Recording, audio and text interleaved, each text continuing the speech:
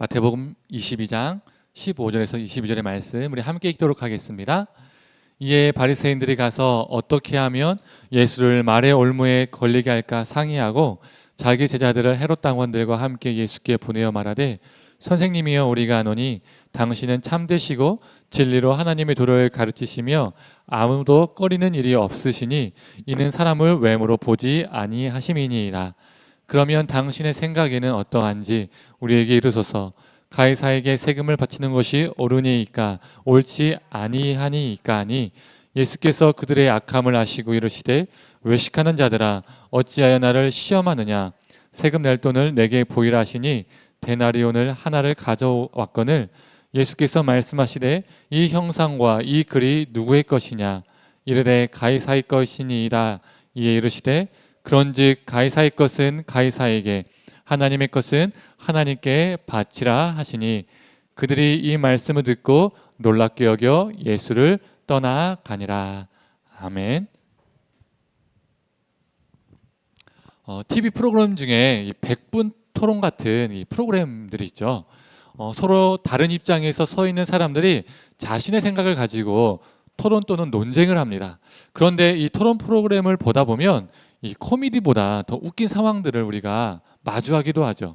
토론자가 좀 준비 좀 하고 나오지 너무 준비하지 않고 나와서 횡설수설하는 사람들도 있습니다. 또 너무 논리적이지 않고 소리만 지르는 사람도 있죠. 말도 안 되는 근거 없는 그리고 억지 주장으로 시종일관 떠드는 사람도 있습니다. 토론이 아니라 상대방을 감정적으로 인격적으로 이 모욕을 주기 위해서 나오는 사람들도 있죠. 그런 토론과 논쟁들은요 사람들을 허둥게 만듭니다. 지금은 고인이 되었지만 제 기억 속에 참 토론을 잘한다, 이 명토론자다라는 사람이 있었습니다. 손석희 씨도 예전에 한 인터뷰에서 기억에 남는 토론자가 누구냐고 물어봤을 때 이 사람을 언급했었습니다. 그 사람이 누구냐면 바로 고인이 된 가수 신해철입니다. 그는 정치인도 아니고 교수 같은 학자도 아닌데 이 토론 프로그램에 종종 나와서 여러 주제를 가지고 이 전문가들과 토론을 했었습니다. 그의 주장에 동의를 하든 안 하든 그를 볼 때마다 들었던 생각이 무엇이냐면 참 침착하게 그리고 참 논리적으로 말을 한다라는 것이었습니다. 그리고 상대방을 비인격적으로 모욕적으로 대하지 않고 신사적으로 언행을 하면서 이 가수가 정치인들과 학자들에게 밀리지 않고 말하는 모습이요, 참 대단하다 이런 생각이 들었었습니다. 오늘 본문도 코미디 같은 토론자들과 명토론자가 맞붙는 장면이 나옵니다. 오늘 본문 15절을 다시 한번 읽어볼까요? 함께 읽어보겠습니다. 이에 바리새인들이 가서 어떻게 하면 예수를 말의 올무에 걸리게 할까 상의하고, 바리새인들이 어떻게 하면 예수님을 함정에 빠뜨릴까, 어떻게 하면 예수님을 곤혹스러운 상황에 처하게 만들까라고 상의를 했습니다. 왜 그들이 이런 생각을 했을까요? 조금 전에 15절을 읽었던 것처럼 이에 바리새인들이라고 되어 있죠. 그들을 화나게 하는 무엇인가가 있었다는 거예요. 그들의 심기를 예수님이 건드렸다는 거죠. 그래서 이에 바리새인들이 예수님을 올무에 빠뜨리겠다라고 행동으로 옮기기 시작했습니다. 그렇다면 무엇이 그들의 심기를 건드렸을까요? 무엇이 그들을 분노케 했을까요?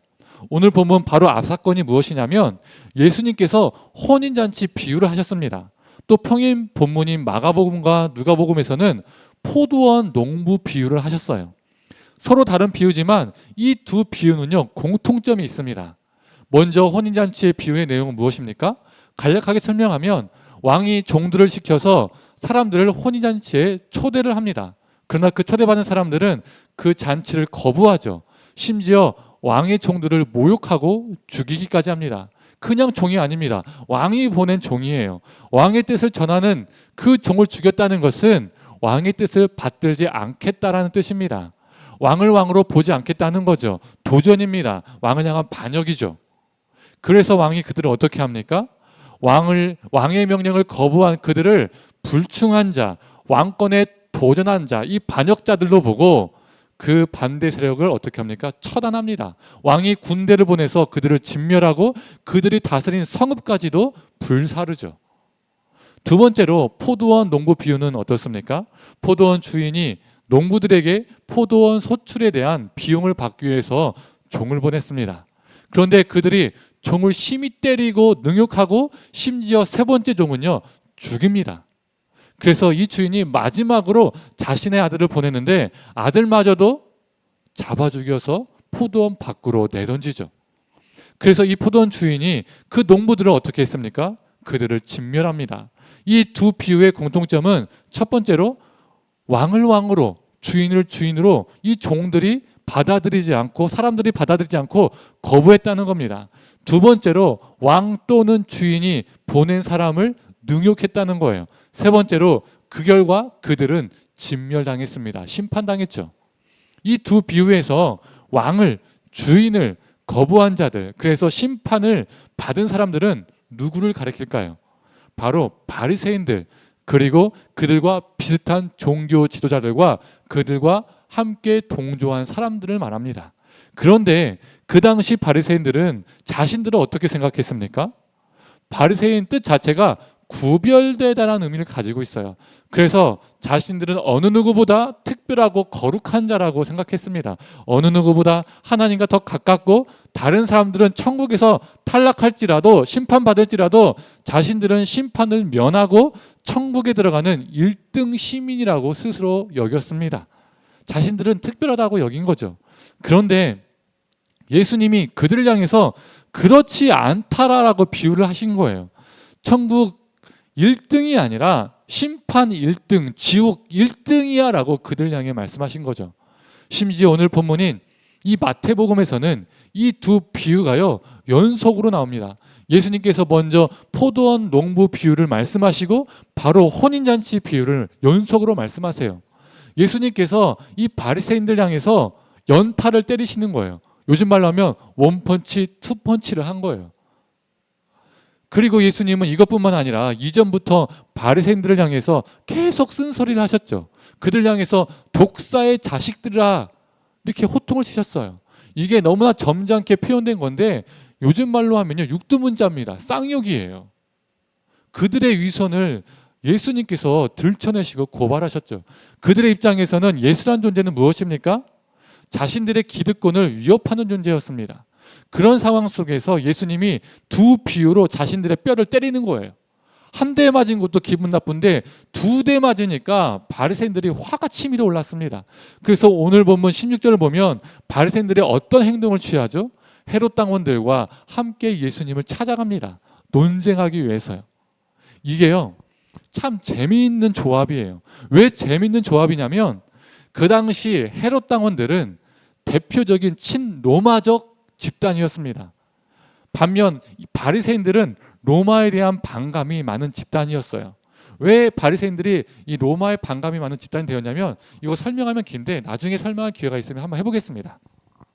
여튼 이들은 반로마적인 성향이 강한 집단이었습니다. 그래서 바리새인들은 헤롯 당원들과 상당히 극과 극이었어요. 바리새인들은 이 헤롯 당원들을 상당히 경멸했어요. 그런데 이렇게 상반된 입장을 가진 자들이 자신들의 기득권을 위협하는 예수님을 제거하기 위해서 한 팀이 된 거예요. 원팀. 그렇다면 왜 헤롯 당원들은 예수님을 싫어했을까요? 바리새인들이 종교 권력자, 종교 기득권자라고 말한다면 헤롯 당원들은 헤롯과 로마를 지지하는 정치 집단, 정치 권력자들이었습니다. 예수님이 종교 권력자들하고만 부딪힌 것이 아니라 이 정치 권력자들, 정치 기득권자들하고도 부딪히셨던 거예요. 그래서 그들에게 예수님은 눈에 가셨던 겁니다. 뽑아버려야 할 가셨던 거죠. 바리새인들과 헤롯 당원들은 서로 상극이었고 서로 싫어했지만 서로 안 맞아요. 그런데 자신들의 기득권을 위협하는 예수님을 제거하기 위해서요, 불의한 연대를 이룬 것입니다. 그들은 예수님께 시비를 걸기 위해서 좀 더 좋게 표현하면 예수님과 논쟁, 토론하기 위해서 예수님을 찾아갔죠. 그리고 예수님을 치켜 세우는 척합니다. 당신은 참되시고 진리로 하나님의 도를 가르치십니다. 아무도 꺼리끼는 일이 없으시니 이는 사람을 왜 물어보지 않으십니다. 이런 식으로 예수님을 막 치켜 세웁니다. 그런데 이건 치켜 세우는 것이 아니라 뭐죠? 비아냥거리는 겁니다. 비꼬는 거죠. 그리고 그들은 바로 속내를 드러냅니다.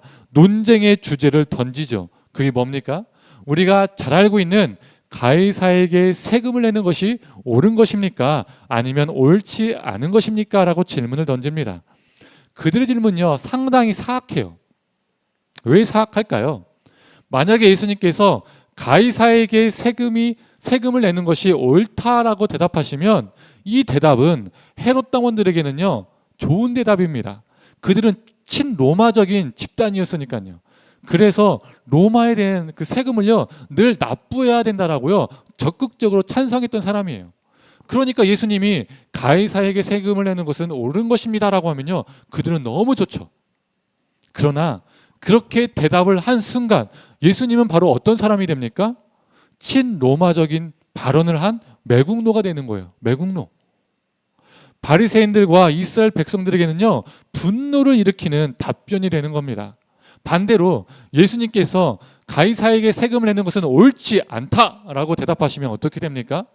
이 의견은 바리새인들이 평상시에 가지고 있었던 생각이지만 그렇게 대답하는 순간 예수님은 로마 세금 정책을 반대하는 로마 반역자가 됩니다.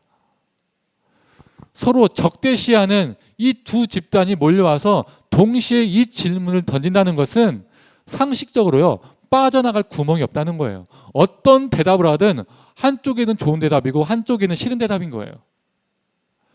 그 둘을 다 만족시킬 수 있는 답은요, 없습니다. 그때 예수님께서 어떤 대답을 하십니까? 정말 유명한 말씀이죠. 가이사의 것은 가이사에게, 하나님의 것은 하나님께 바쳐라라고 말씀하십니다. 우리는 이 예수님의 대답을요, 어떻게 많이 이해하고 어떻게 많이 인용을 하죠? 종교 분리의 대표적 구절로 이해하고 인용을 많이 해왔습니다.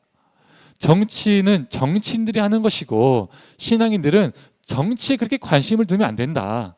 정치와 종교를요, 극단적으로 구분할 때 사용하는 구절로 많이 인용이 되고요, 사용되었습니다. 신앙인이 정치에 관심을 가지면요, 어떻습니까? 그 사람은요, 신앙적이지 않는 걸로 여기게 됐습니다. 그런데요, 이 예수님의 말씀은 가이사의 것은 가이사에게, 하나님의 것은 하나님에게, 이 말씀은요, 종교 분리의 이야기를 하는 것이 아닙니다. 예수님의 시대는 종교 분리의 사회도 아니었고요, 예수님도 종교 분리의 삶을 살지 않으셨습니다. 오늘 본문도 보세요. 종교인들만 온 게 아닙니다. 정치 권력자들도, 정치 집단들도 왔습니다. 이 정치 종교 권력자들이 함께 온 거예요. 왜 그들이 함께 왔습니까?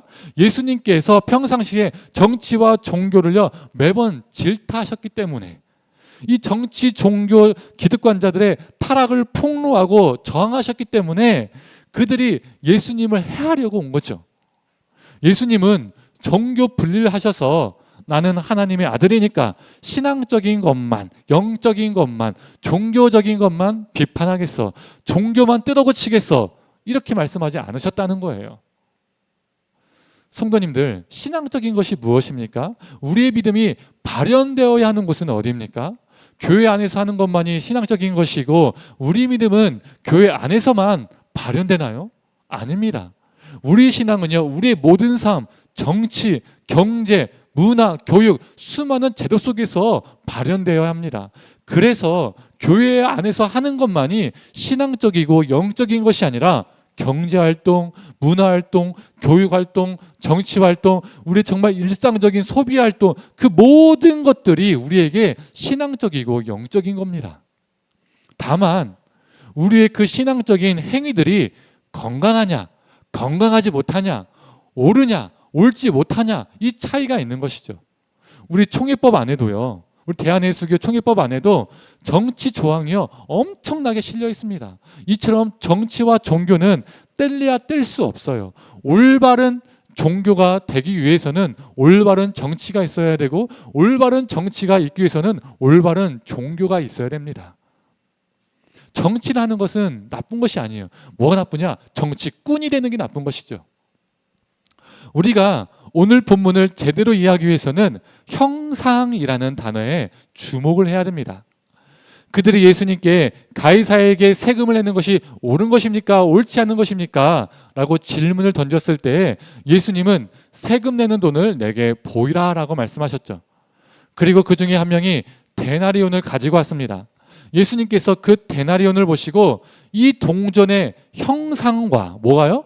형상과 글자는 누구의 것이냐라고 물어보셨습니다. 즉 동전의 형상은 누구를 가리키냐라고 물어보신 것이죠. 이 데나리온은 은동전으로 로마 화폐입니다. 화면 한번 보실까요? 자막 있죠? 네. 이 동전 앞면에는 로마 황제의 형상이 새겨져 있습니다. 신성한 아우구투스 아들 티베리우스라고 글자가 새겨져 있어요. 그리고 동전 뒷면에는 티베리우스의 어머니이자 여신인 리비아가 새겨져 있고 대제사장이라는 글귀가 있습니다. 이 동전을 통해서 가이사 아우구투스가요 그냥 인간이 아니라 신이며 동시에 신의 아들이다, 대제사장이다, 이것을 알려주기 위해서 동전을 그렇게 만들었습니다. 그리고 그 동전을 사용하는 모든 나라들은 이걸 받아들여라 라는 뜻을 가지고 있는 거죠. 그런데 예수님께서 다른 게 아니라 이 로마 황제 가이사의 형상이 새겨진 동전을 보시고 가이사의 것은 가이사에게 라고 말씀하셨다는 겁니다. 여기에서 가이사의 것은 이란 무엇을 의미합니까? 동전의 형상을 보시고 가리키시면서 말씀하신 것이기 때문에 가이사의 것은 가이사의 형상이 새겨진 것이란 것을 의미합니다. 즉 예수님은 가이사의 형상이 새겨진 것은 가이사에게 바쳐라라고 말씀하신 거예요. 그렇다면 하나님의 것은 하나님께 바쳐란 말은 무슨 의미입니까? 하나님의 형상이 새겨진 것은 하나님께 바치라는 겁니다. 즉 예수님은 그들에게 가이사의 형상이 새겨진 것은 가이사에게, 하나님의 형상이 새겨진 것은 하나님께 바쳐라라고 말씀하신 것이죠. 성도님들, 하나님의 형상이 새겨진 존재는 누구입니까? 누구죠? 우리 모든 인간입니다. 그리고 하나님의 형상이 새겨진 인간들 가운데 누구도 포함되는 겁니까? 가이사도 포함되는 거예요. 로마 황제 가이사도 포함되는 겁니다. 모든 인간은 하나님의 형상대로 창조되었기 때문에 가이사조차도 하나님의 형상이 새겨진 존재라는 거죠. 자칭 자신이 신이라 주장하고 로마 국민들이 신이라 그를 여기지만 가이사조차도 하나님 통치 밖에 있는 것이 아니라 하나님께 속해 있는, 하나님께 바쳐져야 할 존재였습니다. 하나님께 순종해야 하는 존재였던 것이죠. 22절을 보면요, 그들이 이 예수님의 대답을 듣고요 깜짝 놀랍니다. 표준 세번역은요 탐복했다라고 나오고요, 공동번역은요 경탄했다라고 표현합니다. 왜 그들은 깜짝 놀라고 탐복하고 경탄했을까요? 가이사의 것은 가이사에게라고 말했기 때문에 이 가이사의 지지자인 헤롯 당원들은요 따질 말이 없는 거예요. 가이사 것은 가이사에게라고 말했으니까요. 그리고 바리사인들의 입장에서는 하나님의 형상이 새겨진 것은 하나님께 바쳐야 된다는 이 말은요 너무 성경적이잖아요. 만약에 바리새인들이 가이사도 하나님의 형상이라고? 그러면 가이사도 하나님께 바쳐야 되냐? 로마 황제에 대한 반역이다 라고 이렇게 말한다면 이건 자신들이 스스로 창세기 말씀을, 하나님의 창조 사역을 부인하는 꼴이 됩니다. 그러니까 그들은요 아무 말도 못하는 거예요. 그들은 예수님이 빠져나갈 구멍이 없다라고 생각했는데 예수님은 너무나 지혜롭게도 양자택일의 함정을요 피하셨습니다. 그런데 여기에서 또 재밌는 게 있습니다. 이스라엘 백성들은 성전세나 헌금을 낼 때 데나리온을 내지 않고 환전소에서 데나리온을 세겔로 바꿔서 성전세와 헌금을 냈습니다. 왜 이스라엘 백성들은 성전세와 헌금을 낼 때 이렇게 했을까요? 왜 그 이유가 뭘까요? 그 이유는 데나리온 동전에 우상신 가이사의 형상이 새겨져 있었기 때문입니다. 10계명 중에서 첫 번째 계명과 두 번째 계명이 무엇입니까? 다른 신들을 두지 말고 어떠한 형상도 만들지 말라라고 명령하고 있잖아요. 이 10계명을 지키기 위해서 이스라엘은 데나리온을 바로 성전에 내는 것이 아니라 환전을 해서 냈었습니다. 특히 이스라엘 중에서요 열심당원들이 있었죠. 이 열심당원들은요 이 가이사의 형상이 새겨진 이 동전을요 만지는 것조차도 거부했어요. 혐오했어요. 아, 저 우상신이 새겨진 이 우상 동전 더럽다, 부정하다 이렇게 생각해서 만지질 않았다는 거예요. 혐오했습니다. 그리고 이 십계명과 율법의 말씀 때문에 이스라엘은요, 이방신의 형상이 새겨진 것들을요, 성전 안에 가지고 오는 것을 금지했습니다. 그런데 이 논쟁이 일어난 장소가 어딘 줄 아시나요? 어디일까요? 바로 성전입니다. 다른 곳이 아니라 이 논쟁이 성전에서 일어나고 있다는 겁니다. 예수님께서 세금 낼 돈을 내게 보이라고 말씀하셨을 때 그들 중에 한 명이 아무렇지도 않게 어떠한 어색함 없이 주저함 없이 데나리온을 보여줬어요. 이게 무엇을 말해주는 겁니까? 그들 중에 누군가가 성전 안에 우상의 형상이 새겨진 이 데나리온을 가지고 왔다는 겁니다.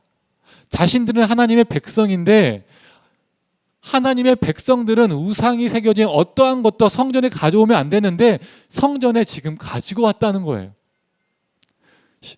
우상이 새겨진 그 동전을 다른 사람에게 보여주는 것도 어떠한 망설임 없이 보여주었습니다. 이건 그 동전을 자신들의 주머니에 넣고 성전을 출입하는 것이요, 일상화, 습관화 되었다는 것을 보여주는 겁니다. 반대로 우리 예수님은 어떻습니까? 우리 예수님이 데나리온을 가지고 계셨나요? 갖지 않고 계셨나요? 갖고 계시지 않았으니까 보여달라고 말씀하신 거죠. 우리 예수님은 가이사의 형상이 새겨진 동전을 가지고 있지 않았음을 보여줍니다.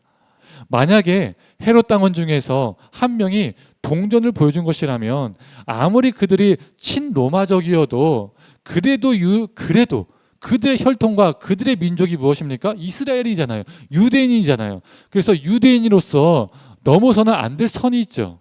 그들도 이스라엘 사람들이기 때문에 성전에 데나리온을 가지고 오면 안 됩니다. 그런데 만약에 동전을 보여준 자가 바리새인이었다면요, 더 문제가 되죠. 로마 체제를 싫어한 척하면서 실제로는 로마 질서에 순응하면서 살았던 겁니다. 어느 누구보다 하나님을 찾고 어느 누구보다 기도도 많이 하고 금식도 하고 말씀도 많이 보고 거룩한 척, 고상한 척, 남들보다 신앙이 신실한 척, 뛰어난 척 했지만 또한 스스로 그렇게 믿고 살았지만 실상은 계명과 율법을 어기며 살았습니다. 하나님께 바쳐진 존재가 아니라 로마에 바쳐진 삶을 살았던 것이죠. 성도님들, 예를 들어서 평상시에 말씀도 많이 보고 기도도 많이 하고 늘 거룩하고 고상하게 말하는 성도님 있다 생각해 보세요. 늘 입속에서 하나님 하나님 할렐루야 아멘 이 말이 늘 넘쳐나는 분이 계세요. 그런데 그분이 부적을 사서 교회에 가져왔다고 생각해 보세요. 누가 그런 사람을 건강하고 거룩한 신앙이라고 생각하겠습니까? 위선이라고 생각하죠. 외식이라고 생각하죠. 수많은 종교 행위로 거룩한 척했지만 실상은 하나님이 아니라 미신을 믿고 살았던 겁니다. 딱 바리새인들이 그랬다는 거예요. 만약에 그 사람이 바리새인이라면. 그래서 오늘 본문 18절을 보면 예수님이 그들을 지칭하실 때에 외식하는 자들아 라고 말씀하시죠. 겉과 속이 그들은 달랐던 겁니다. 겉으로는 하나님을 신실하게 믿는 척했지만 실제로는 로마 질서에 순응하면서 살았던 겁니다. 아마도 이 동전을 보여준 자는요, 바리새인 가능성이 높습니다. 그래서 가이사의 것은 가이사에게, 하나님의 것은 하나님에게라는 이 예수님의 말씀은 정교 분리의 원칙을 말씀하시는 것이 아니라 로마에 노골적으로 자신들의 삶을 바친 헤롯 당원, 그리고 헤롯 당원들과 다른 척했지만 아닌 척했지만 자신들은 거룩한 척했지만 속내는 로마 질서에 순응했던 바리새인들, 이 두 집단을 향해서 예수님은 너희는 하나님의 백성인데 지금 너희는 너희 삶을 누구에게 바치고 충성하고 있느냐? 너희는 가이사의 형상대로 지음받은 존재들이냐? 너희는 하나님의 형상대로 지음받았느냐? 라고 질문을 던지는 것과 같습니다. 그런데요, 성도님들, 우리의 모습이 그들과 비슷할 수 있습니다. 우리는 우리의 삶을, 우리의 존재를 지금 누군가에게, 지금 누구에게 바치며 살고 있는가 진지하게 질문을 던져봐야 합니다. 어느 누구보다 말씀을 많이 보고 기도하고 찬양하고 매 주일마다 예배를 드리고 봉사하고 헌신하고 그래서 신실하게 보일 수 있고 거룩하게 보일 수 있습니다. 그리고 남들도 인정해 줄 수 있죠. 그러나 진정 내 삶은 돈에, 성공에, 권력에, 자녀에게, 이 세상 수많은 우상에게 바쳐져 가고 있는지도 모릅니다. 하나님을 찾지만 우리 인생이 하나님께 바쳐져 있는 것이 아니라 다른 것에 바쳐져 살고 있는 것이죠. 겉으로 봤을 때는 하나님을 신실하게 믿는 것처럼 보이지만 실제로는 로마 질서에, 즉 세상 질서에 순응하며 사는 겁니다. 그러나 성도님들, 하나님의 형상이 새겨진 존재는 하나님께 바쳐져야 합니다. 우리는 돈으로, 권력으로, 성공으로 만들어진 존재가 아닙니다. 우리는 가이사가 아니라 하나님의 형상대로 지음받은 존재입니다. 그래서 우리의 삶은 하나님이 아닌 다른 것에 바치면 안 됩니다. 성도님들, 하나님의 형상이 새겨진 존재로서 오직 하나님께만 우리의 인생을 바치는 존재가 되기를 간절히 소망합니다. 이제 말씀을 정리하겠습니다. 가이사의 것은 가이사에게, 하나님의 것은 하나님께 바치라는 이 유명한 구절은 종교 분리의 원칙을, 법칙을 말하는 것도 아닙니다. 그리고 단순히 세금 문제를 이야기하는 것도 아닙니다. 골로새서 1장 15절에서 17절의 말씀을 읽어보겠습니다.